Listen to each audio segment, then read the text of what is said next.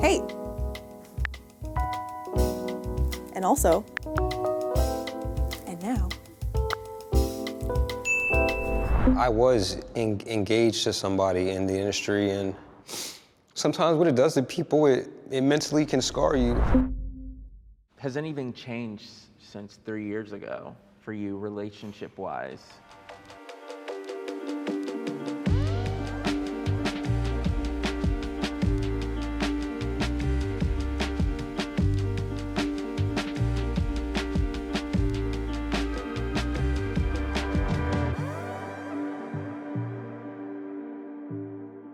Sex is sacred. 3, 2, 1, go. I believe everybody has the opportunity to choose what kind of sex they will have, how they want to have sex, when they want to have sex, why they want to have sex. But then there's times I just want to be a dirty pig and just go out and do whatever I want, and that's not sacred. I do think it can be, and I also think it cannot be. The connection, I think, is very important. So it can be, if you're connected to that person that way, it could be very sacred. Or else you can just have sex without any emotions and just a more physical, awesome space. People don't really get it. Like, when I'm on set, I'm Donnie Sins. When I'm at home, I'm normal me. So when I have sex at home, there's like a connection, there's love, there's all that other stuff. There's also not like a ring light and a camera Exactly. directly in your face. Open up. Let me see like the penetration. You're not being told that at home. You're just going with the flow. Buck and I were actually talking about this earlier, but a lot of people, they're able to separate sex and emotions and like feelings. So it's not always sacred in the way that people think. For me, in my brain, I register it the same as like, oh, I went and worked out at the gym with my friend, but the workout just happened to be sex.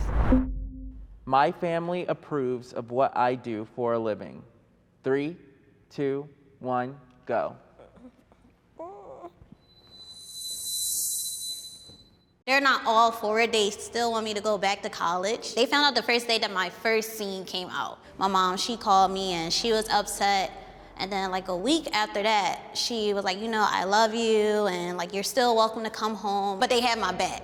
All of my family members, they have went to college, Ivy League schools, and I'm the only one that chose to become a sex worker. It was always an awkward conversation until I completely retired from doing in-person sex work.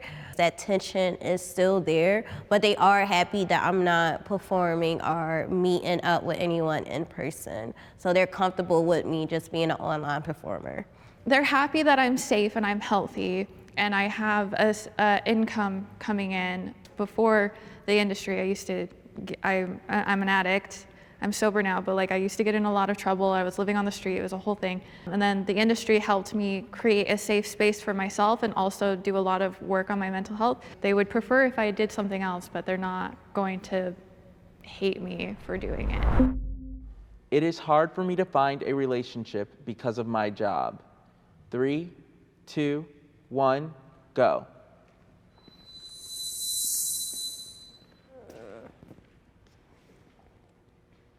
Donnie, let's start with you. Has anything changed since 3 years ago for you relationship-wise? I was engaged to somebody in the industry, and sometimes porn can destroy, relationships and can destroy people, because I don't have her anymore. And honestly, I don't know if I ever will, because sometimes what it does to people, it mentally can scar you. I'm still single. Having sex with other people, to most people, is just like not a normal thing. Like, I'm going to work and I'm going to go have sex with somebody. As far as relationships, I feel like the only thing that has really changed is I've accepted that. Some people it always starts off good, and then after a while, they just feel a certain type of way, so. I'll read off some popular search terms, and then you'll decide if it's problematic or not problematic. Ass to mouth. 3, 2, 1, go. Porn is fantasy, people. Porn is fantasy. Is it problematic to use ass to mouth? Well, it depends on what you mean by problematic. Yeah, if someone does it without having a clean before they do it, well, they're gonna learn the hard way. So I think it's somewhat problematic because people want to do that, but like you need to prepare correctly because on movie sets, they are cleaning themselves out completely. How do people clean themselves? With an enema. With an enema. MILF. 3, 2, 1, go. MILF to me is an empowerment term. It's, you know, we have a lot of ageism within our industry as well as a lot of other industries. It's not problematic because it's basically saying that that lady who happens to be a mom is super hot and I'd like to fuck her. I just feel bad sometimes because you'll get the girl and you're like, oh, you're the MILF today? And she'll be like, yeah, but I'm 25. Just like younger than you. So put some makeup on her that made her look older and put a dress on her. Team. 3, 2, 1, go. This one is tricky because I do fall in the teen category. A lot of men are pervy and they love the whole fresh out of high school age play. They love it and I'm gonna profit off of it. But it does get to the point where it's a little bit too far. Like when you want me to perform like I'm under 18, I'm not gonna act like a 13-year-old schoolgirl. Like that's just not gonna happen. When I was 18, 19, I loved the teen category because I was like, oh, people my age, this is right up my alley, this is perfect. It can be somewhat problematic just because there are people like that, but it's also not our responsibility to regulate if somebody's gonna be a creep. But when people see teen or any of that within the porn space, immediately people go to sex trafficking. It's a little problematic because we're getting shoved again into that space of sex trafficking and teenagers and youngsters and, you know, which none of us want to touch any of that. COVID has affected my job. 3, 2, 1, go. I'm happy COVID happened. I'm sorry. I had to say it. COVID has put so much money in my pocket that I have not seen since I've started out. And I think it was because everyone was just locked up in the house, not knowing what was going on in the world. And the next thing that they want was to be in the comfort of their fantasy girl. And I was that fantasy girl. That's why everyone hopped on the wave of OnlyFans. I even jumped back into webcamming and my numbers skyrocketed. It's weird, but people would rather see your laundry in the background than nice furniture and paintings, you know? Yeah, that reality porn. Because it's the realness of it. I think people really want realness. Polished porn, studio porn is going away. When COVID hit, it affected me and like I wasn't going to set anymore. We had a complete like shutdown in the industry where nobody was filming. Some people started making a lot of money, but then like other people who were doing only mainstream, they were like, what are we gonna do now? You know, because they didn't have that. So I feel like I was lucky that I already had an established online presence.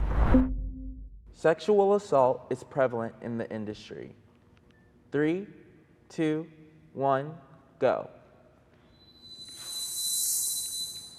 It's a hot topic in our industry because people want to be like, no, our industry is good. We want to protect each other. And there's such a big stigma against what we do as a job that we're almost afraid to speak up when something happens. How are we supposed to make people accept porn if they know that people are in the industry getting assaulted sometimes? I work in an industry that's probably separate from these people. I work in more of the gay adult industry. So in my 20 plus years in the adult industry, I would say I have not seen a lot of that happen. Of course it happens, and it does happen more in the straight industry than it does in the gay industry, from my observation.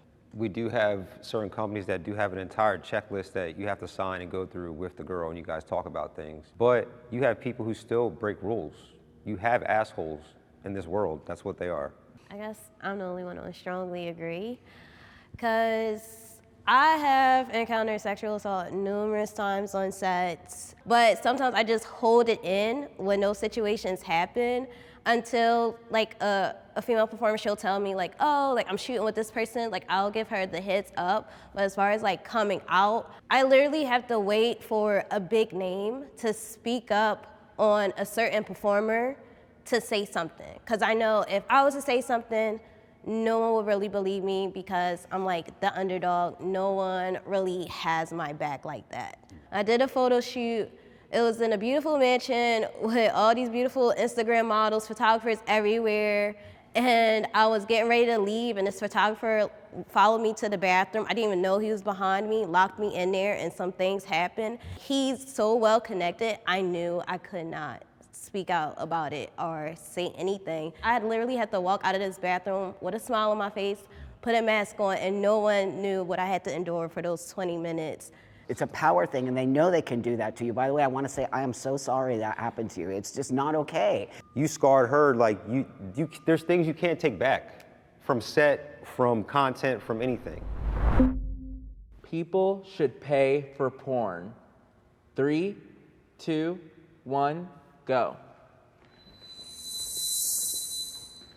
It's not a harmless thing to be stealing porn because there's a huge industry that's affected by it. We're not legit in a lot of people's eyes. So on some level, they feel like they can take and steal our stuff because they just don't have compassion for us, and they don't look at us as if we are actually running a business. We have to pay for everything you see in our porn. How do we pay for that? The only way we can get that money is by you participating in us creating that pornography. We make a lot of people happy when they get that nut off, so y'all should pay us. That's all I wanted to say. And like you guys asked us earlier, this is art. That's so right. you've paid for every piece of art. You paid for the clothing you have on, you pay for glasses, you pay for everything, so why not pay for porn? The work that it takes to do a video, I think you guys would be very surprised. Also, I feel like you guys should pay for porn especially because you want it regulated. We keep these things behind paywall and behind like age restrictions to make it so the adult movies are for adults. If you are a legit porn person, like we all are here, we don't make it accessible to children. Who's making it accessible to children are the people who are putting the free pornography on the internet. I would be comfortable with my child following in my footsteps. 3, 2, 1, go. So I actually have a child, and not that he's asked me, hey Dad, can I get into porn? But that being said, if he chose to do it, I would say that I would try to steer him a different direction because it's not an easy industry to be in. I do think there's better choices for people to make, but I would not discourage him 100%. I said agree, not specifically for filming mainstream porn.